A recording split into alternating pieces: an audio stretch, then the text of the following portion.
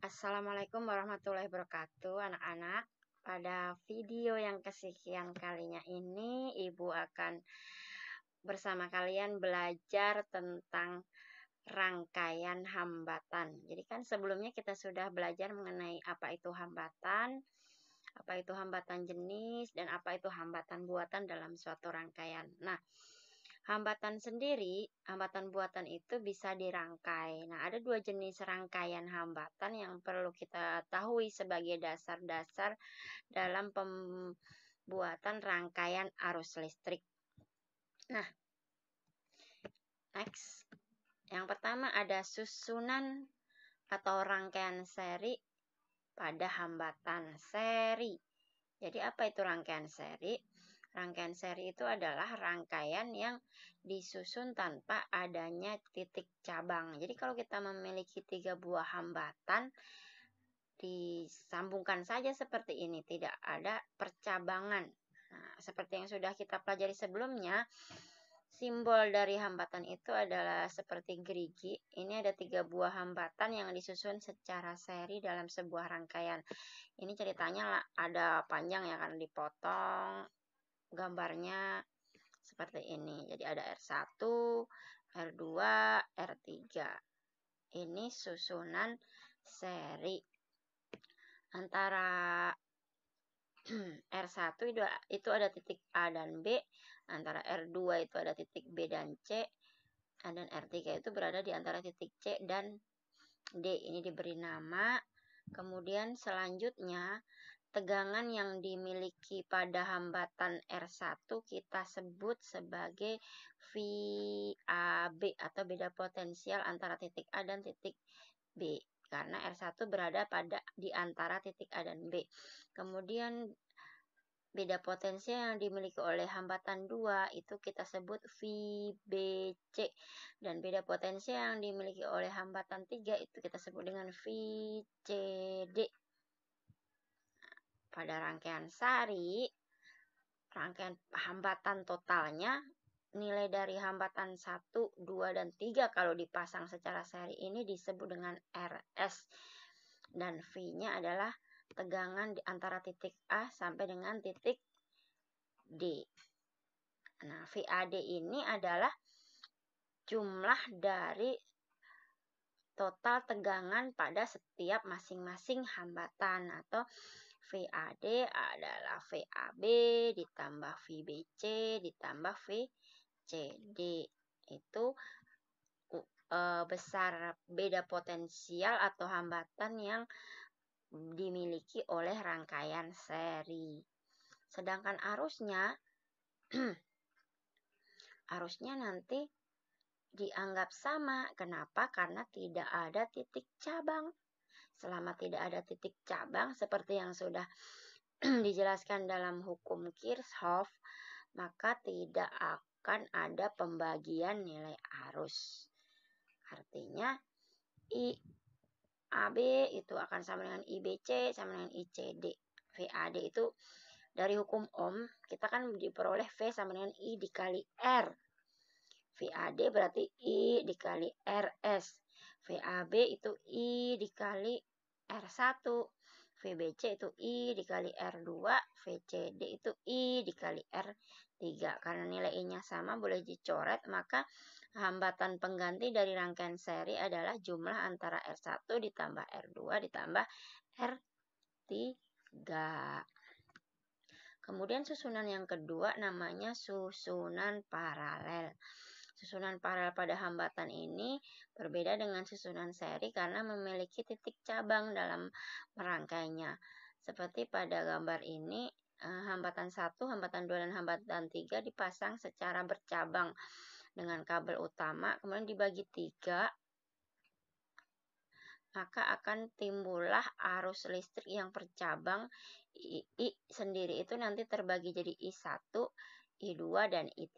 Akan tetapi tegangannya yang dimiliki oleh R1 namanya masih VAB. Beda dengan yang tadi, kebagi-bagi tegangannya. Kemudian tegangan antara yang dimiliki oleh R2 itu berada di antara titik apa? Tetap berada di antara titik A dan B. R3 juga tetap berada di antara titik A dan B. Nah, penggantinya itu kita sebut dengan rangkaian pengganti paralel atau disingkat dengan RP. Tegangannya VAB. Nah, karena ada titik cabang berdasarkan hukum Kirchhoff, I itu sama dengan I1 ditambah I2 ditambah I3. Berdasarkan hukum Ohm, I itu adalah V dibagi R. Masih ingat ya? Masih ingat ya? I itu sama dengan V dibagi R. I sama dengan V per R. Ini hukum Ohm. Harus ingat hukum Ohm ini. Kalau V sama dengan I dikali R. Kita ganti I-nya menjadi V per R. V-nya sama semuanya. V yang dimiliki R1 juga VAB. Tegangan yang dimiliki R2 tetap VAB. Tegangan yang dimiliki oleh R3 tetap VAB. I total sama dengan VAB dibagi RP. I1, maka VAB dibagi R1 harus sepasang ya. I2 itu VAB dibagi R2 dan I3 itu VAB dibagi R3. Lanjut. Maka karena tegangannya sama kita bisa mencoretnya. Seret diubah menjadi angka 1. 1 per RP sama dengan 1 dibagi R1 ditambah 1 dibagi R2 ditambah 1 dibagi R3. Demikian penurunan persamaan rumus rangkaian hambatan yang ada pada susunan seri dan paralel. Kita langsung ke contoh soalnya saja biar lebih paham dan jos ya. Nah, contoh soalnya ada suatu rangkaian seperti ini. Tentukan hambatan pengganti pada rangkaian di bawah. Nah, ada titik cabangnya nggak ini? Walaupun melengkung-melengkung seperti ini tidak ada titik cabang, tidak ada percabangan kabel. Maka ini disebut dengan rangkaian seri. Berdasarkan persamaan rangkaian seri tadi, R totalnya adalah jumlah. Tinggal menjumlahkan. RS sama dengan R1 ditambah R2 ditambah R3 ditambah R4 ditambah R5 ditambah R6 ditambah R7. Karena ada 7. RS sama dengan 2 ditambah 4 ditambah 3 ditambah 2 ditambah 4 ditambah 5 tambah 3.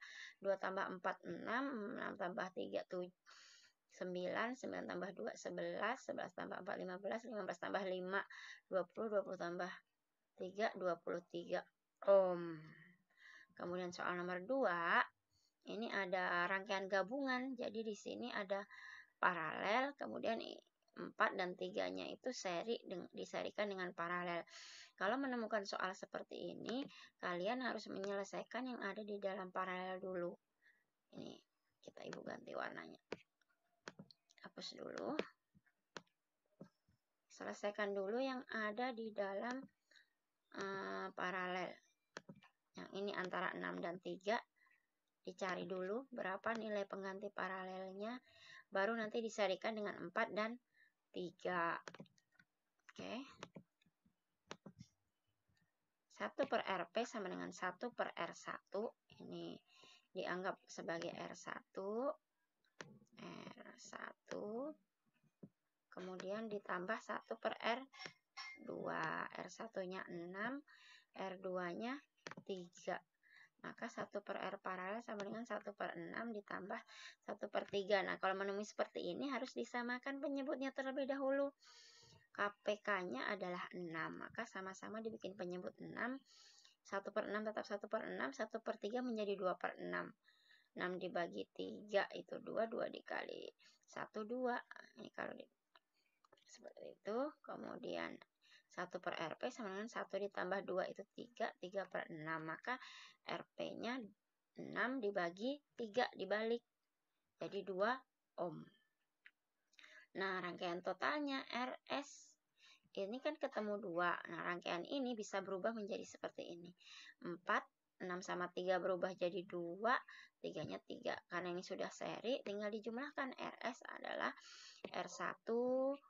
R ini R yang 4 ohm ditambah R paralel ditambah R yang 3 ohm. Salah ini jangan 1 dan 2 ya. 4 ditambah 2 ditambah 3 adalah